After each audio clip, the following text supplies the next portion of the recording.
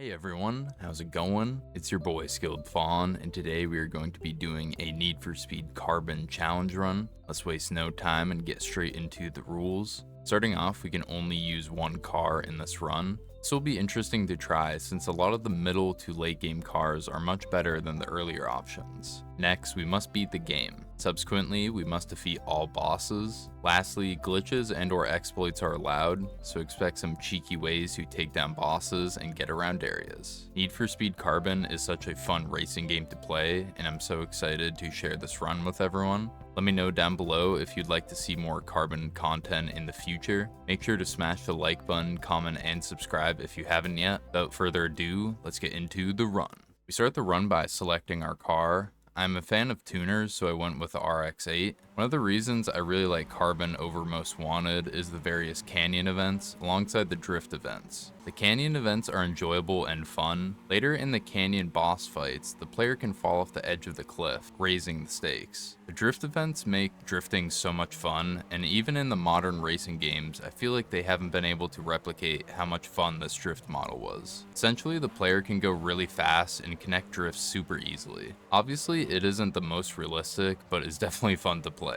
Lastly, I want to mention the various tiers for those unfamiliar with this game. Basically, there are 3 tiers of cars from 1 to 3, with 3 being the best. Since we are using one car, we are locked to the lowest tier and its upgrades. Completing the various race events, we eventually captured some territory. Capturing all of the locations in a sector will allow the player to fight the boss. The first boss is Kenji, and he is using an RX-7. By this point in the game, we have fully upgraded our car. This is because this car is tier 1, and we unlocked all of the tier 1 parts in the starting zone's races.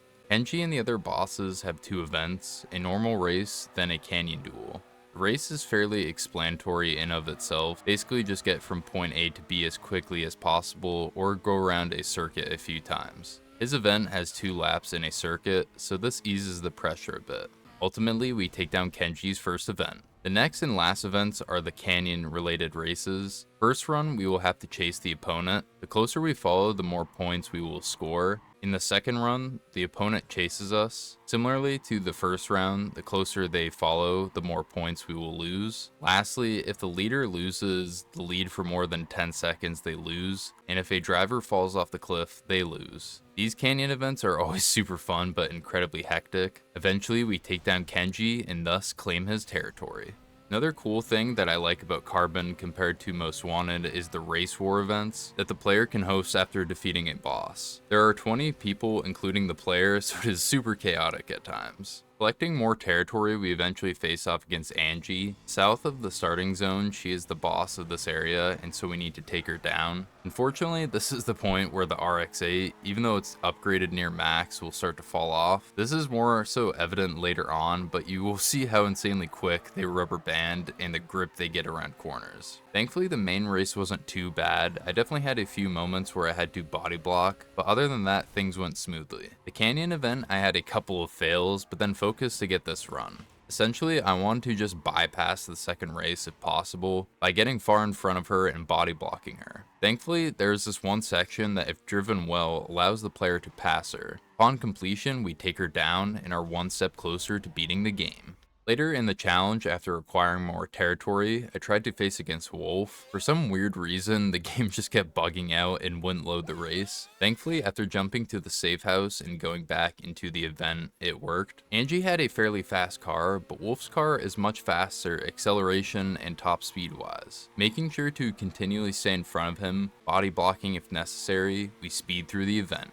There were a few times where he did end up getting really close to passing, but thankfully we blocked them off. After some time, we beat Wolf's race event. Because Wolf's main race event was rather tough, I was concerned about how difficult his canyon event was going to be. It turned out much easier than Angie's, surprisingly. Making sure to stay as close as possible to him without bumping into each other was the main goal, compared to overtaking him. I figured since he has such a highly tuned car, there was no way I was going to be able to get in front of him easily. Collecting a bunch of points, the first canyon event made the second much more manageable. Eventually, we beat him on the first try. Meeting up with Darius, he basically says that he was using us, then turns us over to the bounty hunter that tracked us from Rockport, aka the Most Wanted world. Subsequently, we hire Nikki, but we gotta keep Giga Chad Sal as the main boy. Because Darius realizes we are now onto him, he needs to build up a crew. Eventually, Kenji, Wolf, and Angie, the bosses we defeated previously, join his crew to take us down. Similarly with the other bosses, once we collect enough territory, we are able to face them. This boss is a bit special regarding the events. In Darius's boss fight, there are 4 race events, 2 against Kenji, Wolf, and Angie, then the last 2 are against Darius himself. Strangely, the first event is the Canyon event, then the race, which I found interesting since the other bosses always had the order flipped. To make sure things are clear, we are using a tier 1 RX-8 with fully upgraded performance parts against tier 3 opponents with supercars. Most Wanted 1 car compared to this game is night and day. Most Wanted gave the player numerous upgrade options and didn't have the car tiers. It also gave the player black market parts that could be applied on top of the parts spent with money. In Carbon, there aren't black market parts and we are stuck using the tier 1 car. What I'm trying to say is, yeah, this is where the game gets really hard. Getting to Darius events was tough in of itself. It was almost like practice for what was to come looking back on the run. He is extremely rubber bandy and has the acceleration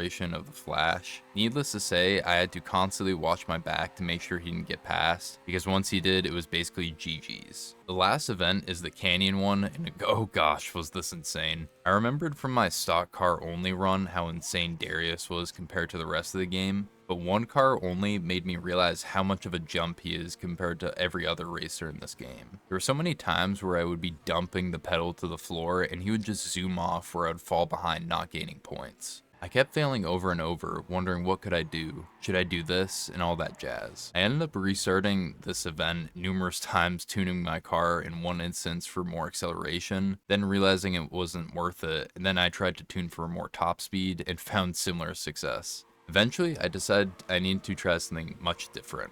Going through the 3 bosses we faced previously, but this time with a more balanced tune build, we come back to Darius's Canyon events. The goal in the first race is to purely keep up with him, building as many points as possible. The second race is to make sure we stay ahead, but then at this certain windy point to then continually collide with him. Usually by this point in the race, I have nearly depleted all my points, so blocking / colliding with him and gaining more points works out very well. Ultimately, we take down Darius with just 2,000 points to spare. This has been Need for Speed Carbon with 1 car only. Before I do the outro sequence, I want to discuss this challenge and reflect on it. Is 1 car doable? Definitely. Would I recommend doing this? Definitely not. This was a lot harder than it seems, and the endgame was genuinely a chore to get through. The rubber bandy opponents did not lay off the gas one bit. Still, this is such a fun game, and I really enjoy coming back to play it. Cool thing to note is that I actually had more than 3 cop chases in this playthrough. In the stock cars only challenge, I had maybe 1 to 2 cop chases, if that, so it's nice to get some more action, though it will never be on the same level as Most Wanted cops. Thank you for watching the video. Make sure to smash the like button, comment, and subscribe if you haven't already. This greatly helps you support me and the channel, alongside pushing the video out to others who may be interested. Try to do something kind for someone today, whether it's a small or large gesture. And this is your boy, Skilled Fawn, and I'm out.